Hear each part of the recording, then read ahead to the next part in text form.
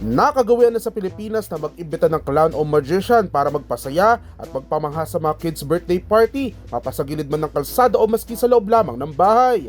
Ito ay dahil sa madaling makuha ang kiliti ng mga chikiting dahil sa nakatutuwa nilang personalidad at ituturing natin bilang isang hashtag unforgettable childhood moments.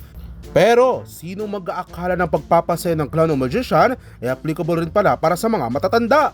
Isang magbabarkada kasi ang biglaang nag-hire ng isang clown sa kalagitnaan ng kanilang inuman. Amin tayong ina!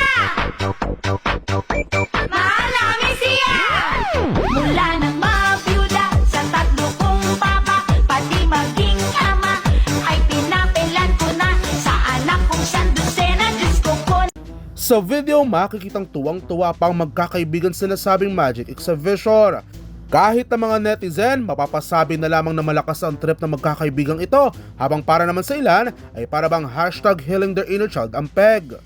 Samantala, sa kabila nito, marami naman ang humanga sa magician na hindi na isinantabi ang magiging audience para lamang kumita ng pera at may pangtusto sa kanyang pang-araw-araw na pangangailangan.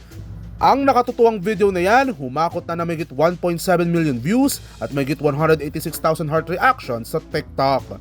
Para sa DZRH TV, ito si James Galange, una sa Pilipinas, una sa Pilipino.